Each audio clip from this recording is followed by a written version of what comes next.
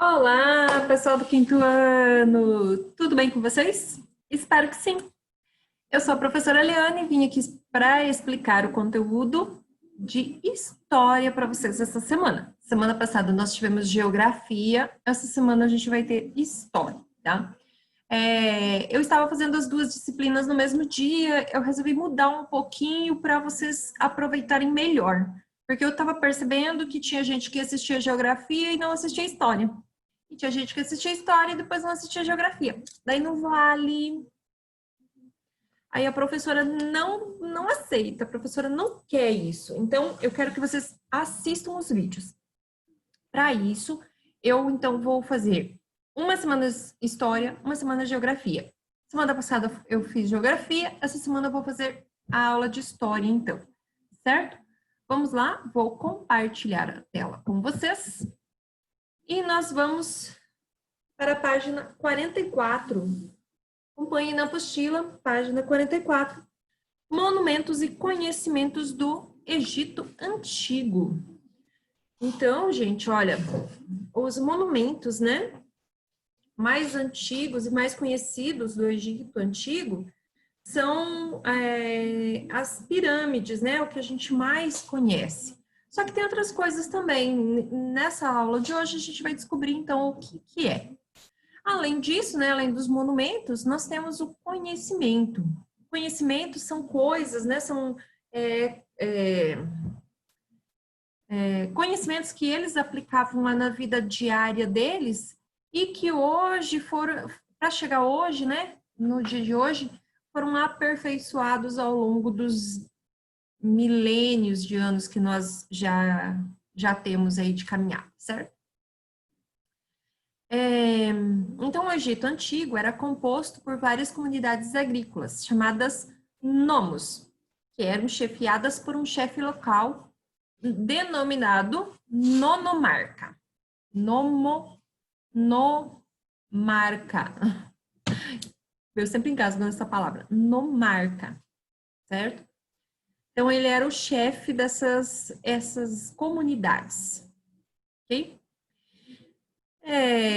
O que marcou bastante a época foram as guerras e as disputas entre os nomos do sul e os nomos do norte, que resultaram na organização dessas nomos em dois grandes reinos, né? Com o objetivo de se tornarem mais fortes. Então, o Alto Egito, ao sul, e o Baixo Egito, ao norte. Para governar esses reinos, alguns nomarcas foram elevados à condição de reis. No entanto, nem com a formação dos reinos, as disputas contribuíram até por volta de 3100 a.C., o comandante do Alto Egito, chamado Menes, juntou os dois reinos e instituiu uma única monarquia. Uma monarquia governada por um rei. Gente, quando ele fala que ele instituiu, creio, né, eu acredito, está subentendido que ele tinha um exército, ele lutou e ele falou assim, olha, vou juntar os dois, agora são meus, né? Então, ou ele destruiu ambos os exércitos, ou ele era de um dos dois e conquistou o outro, né? Porque nada naquela época era assim, vamos juntar aqui e fazer um só, e eu vou ser o rei. Não, né, gente? É claro que isso aí foi conquistado. Agora resta saber se ele era do sul ou do norte aí, mas que ele ganhou, isso é fato. Então aqui nós temos, né, uma placa cerimonial chamada Paleta de Narmer, que representa a unificação do Alto e do Baixo Egito, cerca de 3.100 anos antes de Cristo. Gente, 3.100 anos antes do nascimento de Jesus Cristo. É muito tempo. Então, continuando, com a unificação desses reinos, Menes, que também era chamado de Namer e Escorpião, tornou-se o primeiro faraó do Egito. Lembra do filme do Escorpião? Além do poder para governar ao faraó, também foram atribuídos vários poderes divinos, como garantir a fertilidade da terra, né? Então, quando eles queriam plantar, eles faziam oferendas, né, para o faraó, acreditando que ele estenderia sua mão lá e ia dizer assim, ó, esse ano a colheita vai ser farta. Se ele acertasse, misericórdia, né, gente? A festa estava formada. Se ele errasse, ele inventava alguma coisa lá para sair de bom moço. Mas, né? A cheia do Rio Nilo, que é o maior rio do mundo, né, gente? O Rio Nilo é o maior rio do mundo. O Amazonas é o mais extenso e o Rio Nilo é o maior, ok? E a fartura das colheitas. Então, né, que eu falei, se desse uma boa colheita, era atribuído ao faraó. Se não, alguma praga, né? Esse poder era hereditário, ou seja, era transmitido de um membro da família para o outro, geralmente para o filho mais velho. Então, gente, por isso que muitos lugares retiraram a monarquia, né, como sistema de governança e instituíram o presidencialismo. Porque já pensou, gente? Você ser governado a vida inteira por uma família, né, um só, e daí depois o rei morria e passava para o filho dele, e daí depois o filho dele morria e passava para o outro e para o outro, e aquilo nunca muda. Então, né, o sistema deles era assim. Em muitos países, gente, em vários países agora, na atualidade, nós ainda temos esse sistema. O Reino Unido, por exemplo, né, lá onde é a Inglaterra, então lá ainda existe família real, eles governam, mas eles têm um primeiro-ministro, né, que ele é o responsável por tomar todas as decisões. A família real é, digamos assim, o enfeite, mas quem toma todas as decisões é esse primeiro-ministro, certo? E por incrível que pareça, eu acho que por causa da cultura da honestidade, né, da cultura da sinceridade, lá dá certo, o país vai para frente. O que não é o caso aqui do Brasil, gente. Na minha opinião, se caso aqui fosse instituído a monarquia, que fosse só uma família, né, que fosse representar o país, que fosse governar o país, que eu acho que ia virar né, uma coisa de louco, mais do que já é. Então, a maior parte da população do Egito era formada por trabalhadores que prestavam serviços nas pedreiras, nas minas, nas pirâmides, né, construindo e reformando, oficinas artesanais e nos campos agrícolas, né, então da produção. Porém, ainda tinha que pagar impostos ao faraó, com o que produziam na forma de produtos como cereal, linho, gado, entre outros. Além disso, havia na sociedade egípcia também um grande número de pessoas escravizadas que realizavam a maior parte dos trabalhos nas minas, pedreiras, terras reais e nos templos. Então, além das pessoas produzirem o alimento, eles ainda tinham que sustentar todo o palácio, toda aquela família ali. Eles não trabalhavam, eles eram servidos, né? E os impostos eram muito altos. Então, as pessoas que trabalhavam nesses lugares, né, nesses campos aí, é que sustentavam toda a engrenagem. Não é muito diferente de hoje, né, gente? Os faraós buscaram legitimar seus poderes por meio de obras públicas, como a construção de estátuas para homenagear a si próprios, e das pirâmides, que viriam a ser seus túmulos, para serem construções grandiosas com o objetivo de corporificar a ideia da eternidade. Os faraós e os egípcios desenvolveram técnicas de arquitetura, como o uso de enormes blocos de pedras projetados para durar muito tempo. Então, olha, enormes esculturas. A gente pensa quantos anos não levou para se construir isso aqui? Quanta gente não morreu para construir, olha, porque isso aqui é tudo pedra. Então, na época, tinha que juntar as pedras, né, para fazer... Olha, gente, a perfeição das feições, né, a perfeição dos detalhes.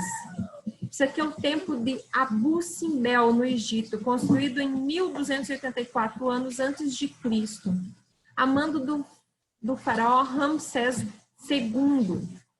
Possuía 4 estátuas de 22 metros de altura, gente, 22 metros de altura. Um prédio de 4 andares, mais ou menos, né?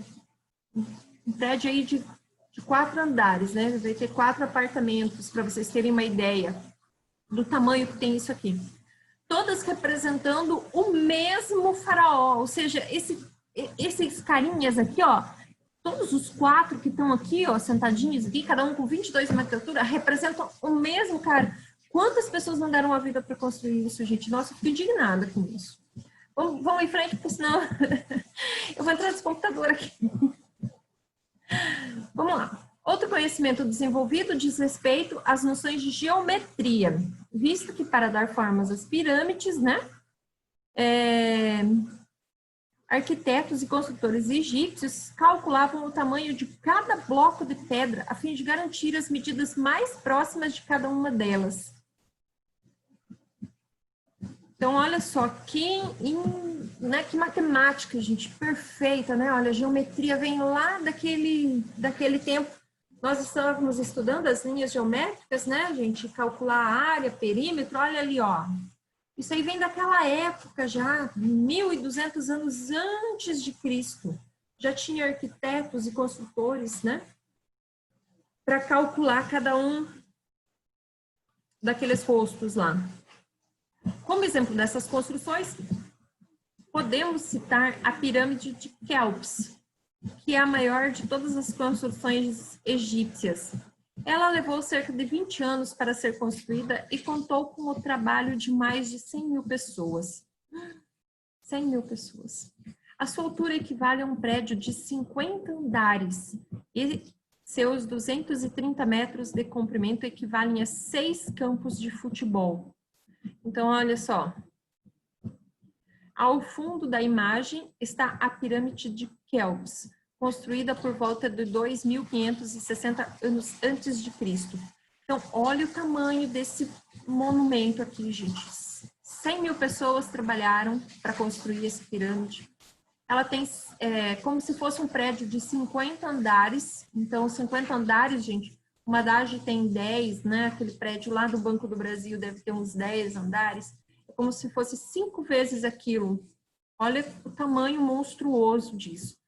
E para os lados tem 6 campos de futebol. Coloca 6 gigantes do norte aí, né? Um do lado do outro.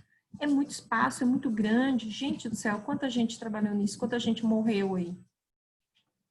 Em nome de um faraó, né? Você sabia? Além das noções de geometria para construir as pirâmides, os egípcios criaram também um método para medir os terrenos. A partir daqui vocês vão continuar lendo esse você sabia, porque depois vocês vão usar para responder, certo? Eu vou deixar ao encargo de vocês o término dessa leitura. Então, os funcionários do faraó, que se encarregavam de medir os terrenos, que eram chamados de esticadores de corda. Eles mediam com cordas. Interessante. Terminando a leitura, vamos descobrir. Então, olha, se a gente estivesse na escola, vamos medir uma área dentro da sua escola do modo como os antigos egípcios mediam os terrenos próximos ao rio Nilo. Em grupo, escolha um local na escola que deverá ser medido. Utilize uma corda demarcada igualmente com 12 partes por nós. Então, 12 nós, essa corda, né? Igualmente, 12, tem um espaço, um nó. Mais um espaço, um nó. Assim até completar 12 nós. Considere que cada parte da corda equivale a um número inteiro e meça o espaço escolhido. Bom, gente, a gente não está na escola, né? Seria uma atividade interessantíssima para a gente fazer. A gente não vai fazer, mas eu vou pedir para vocês usarem, não vou pedir para vocês usarem corda, tá, gente? Eu vou pedir para vocês usarem a trena, né? Pede ajuda aí para o pai, né, ou para a mãe. Se tiver uma trena em casa também, tá, gente? Em geral todo mundo tem, né? Eu tenho aqui, tá aqui na minha mesa aqui uma trena. Peçam a trena aí do papai emprestado e meçam o tamanho da cama que vocês dormem ou então do quarto que vocês usam, tá? Eu quero saber aí que tamanho que tem a sua cama, que tamanho que tem o seu quarto, ok?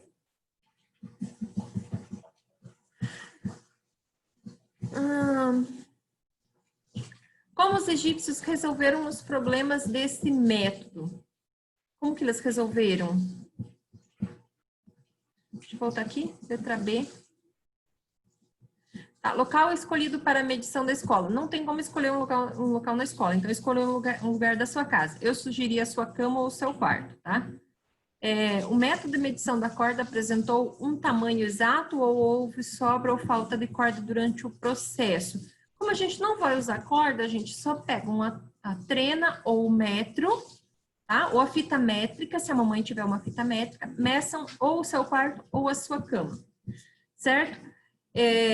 Se você tiver algum problema, você vai escrever aqui na letra C. Ah, por exemplo, tinha um guarda-roupa no meio do caminho, então escreva lá, certo? Você vai aqui colocar o problema que você encontrou para fazer essa medição.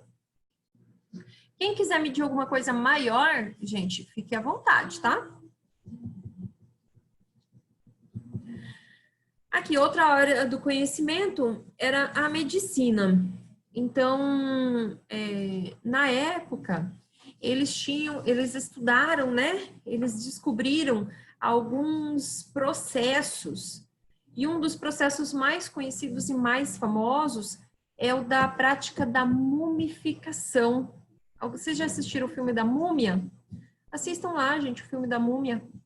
Tá? Esse processo, né, ele é dentro da medicina e o objetivo era manter o corpo em bom estado após a morte. Então, eles acreditavam que mesmo após a morte, o corpo teria que ficar intacto. E para ficar intacto, então, eles tinham que conhecer alguns, digamos assim, elementos que fariam com que o corpo fosse preservado mais tempo. Então, o que eles utilizavam durante o processo de mumificação? Água, óleos aromáticos, essências para banhar e perfumar o corpo, alguns tipos de chás, ervas, né? Também eram utilizados diversos sais que preservariam por mais tempo o corpo, né? Então, hoje nós chamamos de embalsamar. Os órgãos internos eram reservados em um tipo de vasilha, chamado de canopus. Em geral, né, apenas o coração era mantido no corpo, pois os egípcios acreditavam que esse órgão representava a força vital de uma pessoa. Então, todos os outros órgãos eram retirados, né, e somente o coração ficava dentro do corpo para mumificá-lo. Feito isso, reservava-se o corpo durante aproximadamente 60 dias e após esse período ele era enrolado em faixas de linho e colocado no sarcófago. Então, esse era o processo de mumificação, né, gente? Ele passava por vários tipos de banho, era colocado diversos sais, digamos assim, que eles guardavam esse corpo durante, sei lá, né, uns 60 dias, enrolado, né, nas faixas de linho, assim, de repente até no sol, né, e depois era colocado dentro do sarcófago, que era aquele túmulo fechado, né, aquela casinha. Então, esse processo, ele era aplicado aos faraós mortos, pois os egípcios acreditavam na vida após a morte dos faraós. Então, os faraós eram as únicas pessoas que tinham como preservar o seu corpo, tá, gente? Todos os demais eram descartados, mas os faraós não, eles eram endeusados. Então, após a morte, o processo de mumificação dos corpos eram depositados em sarcófagos, um tipo de urna funerária. Já o túmulo era a própria pirâmide. Então, olha só, né? Não é incomum a gente ver nos filmes, né? Esse tipo de sarcófago aqui, né? Tinha um rosto, umas faixas, muito interessante o processo deles. Ao praticar a mumificação, os egípcios desenvolveram noções de anatomia, então eles sabiam onde, por exemplo, onde se encontrava cada osso, né? Esse osso do braço, como do ombro, e aprenderam a identificar os diversos órgãos do corpo humano e suas funções. Então, tinha algumas pessoas que desenvolveram esse conhecimento, né, esses métodos de ortopedia e até mesmo de cirurgia, e sem contar a prática de uso de faixas, ataduras e talas para tratar os ferimentos. Então, quando acontecia alguma coisa, aquela pessoa que mais tinha conhecimento era chamada. E com isso ela ganhava alguns benefícios na época, né, gente? De repente uma troca de produtos, né? Ah, você me ajuda aqui, eu estou machucado e eu te dou isso. Né? Então era uma troca por bens de consumo também. Então, uma democracia antiga. Essa parte aqui eu vou deixar para vocês lerem, que é da parte da Grécia. Aí tem mais um Você Sabia aqui, também vou deixar para vocês lerem, né, gente? Para vocês treinarem um pouquinho a leitura e para a gente andar um pouquinho mais rápido também. Aqui eles falam sobre o teatro, né?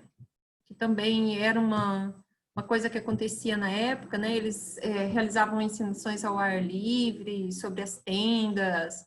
Tinha muitas pessoas, às vezes vinha gente de longe para assistir. E eram momentos de integração entre as pessoas, né? Ou daquela comunidade, ou daquela sociedade. Então, aqui as máscaras do teatro grego, né? Hoje bastante usadas em época de carnaval. Aqui fala sobre a arte, né? Em busca de aproximar as obras da realidade, os gregos usaram muitos conhecimentos, entre eles o da anatomia. Então, eles também usaram essa parte da medicina, né? Estudaram o corpo humano para, então, fazer as esculturas o mais próximo possível da realidade. Então, nós podemos observar aqui, né, nas obras que eles apresentam, olha essa estátua. Ela é muito real, né, gente? Ela é uma coisa, assim, fantástica. É um talento maravilhoso. Então, obras feitas de bronze, pedra ou bronze.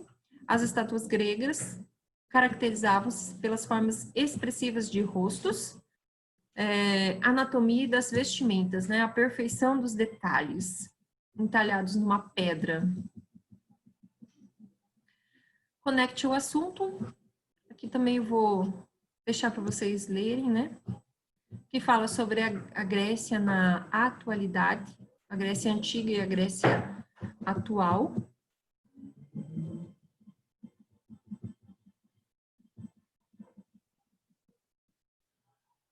Mais um pedacinho aqui que fala sobre as ruínas, né, sobre a arquitetura, os cálculos.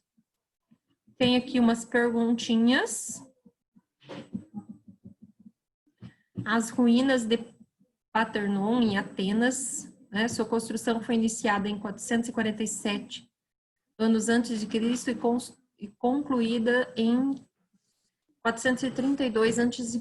Percebam, gente, que de 447 para 432. Então, é aquilo que eu falei, ele vem em ordem decrescente, ele vem do maior para o menor, até o ano 1, que é o nascimento de Cristo. E aí começou a contar para frente. Então, nós estamos em 2020, isso significa que Jesus Cristo andou por aqui há 2.000 anos há 2.020 anos atrás, ok? Então, isso é uma linha do tempo que a gente fala. A sede da Universidade Federal do Paraná, localizada em Curitiba. Esse prédio foi inaugurado em 1915 e é considerado um monumento, né, histórico. Olha os detalhes, né? As colunas aqui, ó, muito parecida com com o que eles usavam na Grécia, né? Com a arquitetura da Grécia. Eu estive nesse lugar, muito lindo, maravilhoso, perfeito. Se um dia vocês puderem, gente, visitem. A universidade é linda. Então, aqui tem os exercícios. Descreva o Paternon, descreva a sede da Universidade Federal do Paraná, com que finalidade foi construído o Paternon e o prédio da Universidade Federal do Paraná. Estão ali naqueles textos, vocês vão ler e responder. Quais as influências da arquitetura grega podemos identificar no prédio brasileiro? Interação, observe as imagens. Então, aqui tem mais alguns exercícios, todos referentes ao texto que eu acabei de explicar. Mais um textinho aqui, a influência da cultura romana. Agora já vai para a Itália, né? Então, a cultura romana é semelhante à cultura grega. Isso não é por acaso. Os romanos assimilaram a cultura grega e expandiram essa influência por várias partes do mundo. Mas, antes disso acontecer, Roma foi formada por comunidades agrícolas e passou por diferentes sistemas de governo até transformar-se em um império. Então, aqui nós temos uma linha do tempo, certo? Ó, 553 a.C. a 509 a.C. Era uma monarquia. Depois passou a ser uma república e um império. Aqui estão as explicações, vocês também vão fazer a leitura. Né? Cada um com o seu representante. Então, quando se tornou um império, Roma passou a investir na ampliação e manutenção do seu sistema de estradas, o que intensificou a troca comerciais entre Roma e as regiões conquistadas. Então, eles começaram a construir estradas, olha, assim, de pedras. Isso aqui é muito comum no sul do Brasil, tá, gente? Eu vivi numa cidade onde as ruas eram assim, ó, de pedras irregulares. Eles colocavam uma pedra do lado da outra e tem ruas lá que são até hoje assim, certo? Já faz mais de 20 anos que eu saí de lá e a rua continua assim. E ela nunca vai mudar, gente. É um patrimônio. Como é uma coisa, né, um processo muito antigo, não pode ser modificado. É patrimônio. Então, vocês vão continuar a leitura até chegar aqui nos exercícios, tá, gente? Aí vocês vão resolver todos os exercícios que estão aqui. Ler e responder. Certo?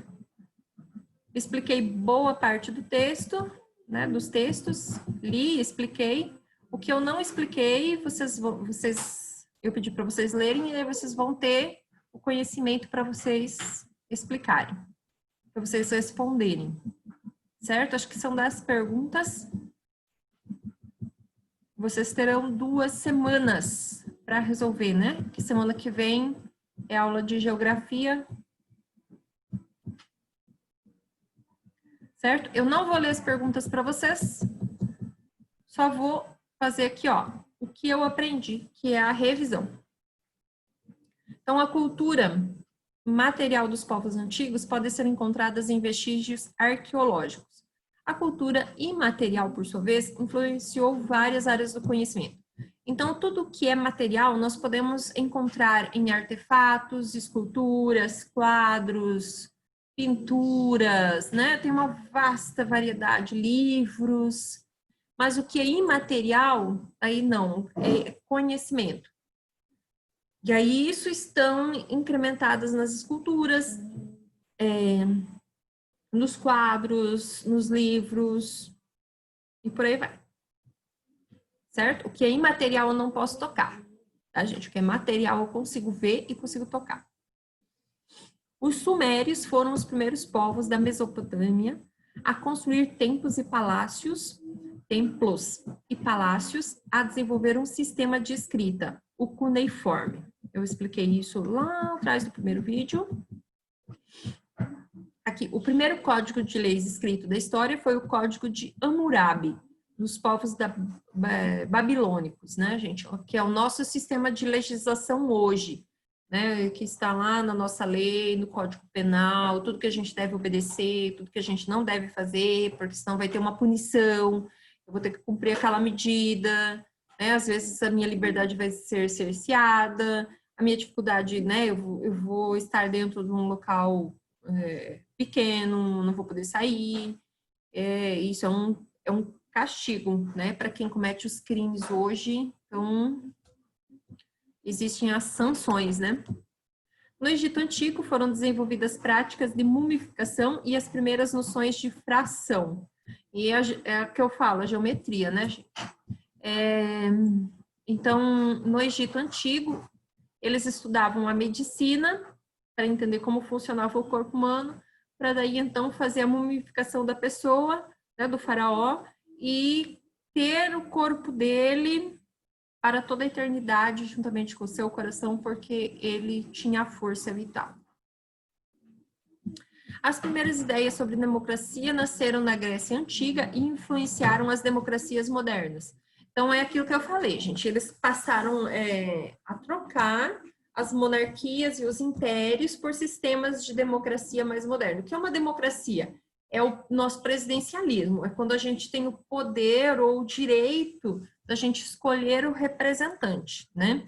Quando eu falo escolher o representante, gente, não é uma democracia 100%, porque uma democracia 100%, por exemplo, seria escolhido o líder da nação, o líder do estado, ou do meu município, que eu quisesse. Né? Mas não funciona assim, a gente sabe. Na verdade, é feito um pleito, uma eleição, e vence quem tem a maior parte dos votos. Né? Ano passado, eu fiz uma experiência na sala de aula, eu coloquei três candidatos, 5 candidatos, né? Eu fiz, na verdade, nos quintos anos, eu tinha as 4 turmas de quintos anos no ano passado, e eles tinham que escolher os seus representantes. Então, a primeira dificuldade é escolher quem seriam esses representantes. Né? Quem que da turma de 30 alunos seriam os representantes? Então, teve gente que se candidatou, teve gente que não queria, que foi convencido, teve gente que foi muito esperto, né? Foi lá para os amigos e vota em mim, vota em mim, vota em mim. Então, conseguiu o número de votos suficiente para ser eleito, né? Achei muito interessante. E, então, não é uma democracia 100%. Eu costumo dizer que é uma pseudo-democracia, é uma falsa democracia. Porque, na verdade, nós não escolhemos os nossos representantes. Eles são nos colocados como, né, como líderes, e dentre aqueles nós temos que escolher o menos pior e que seja feita, né, a vontade de Deus aí, né, que seja o melhor, né? Dentre os piores, o menos pior. Então, uma das contribuições, próximo, né?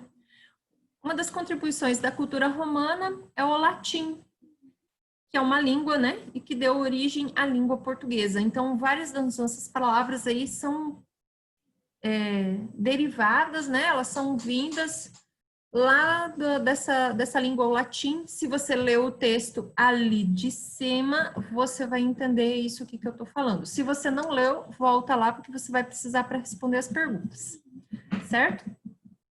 Observe as imagens a seguir e identifiquem a origem de cada legado deixado pelos povos antigos.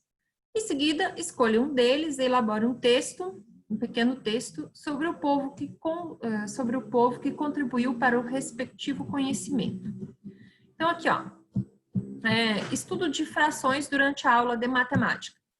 Quem que falou sobre isso? Quem que fez? Quem que era o responsável pela fração? Volte lá no texto e leia. Alunos ensinando peça de teatro na escola. Quem falou sobre teatro, gente? Quem era o responsável pelo teatro? Conjunto de leis escritas como a Constituição Federal do Brasil. Quem que era o povo que escreveu, né, ou que tinha o primeiro código de leis? Né? Eu também falei sobre isso no vídeo passado. Língua portuguesa, língua oficial do Brasil. Volte lá no texto e veja, né, quem falou sobre isso.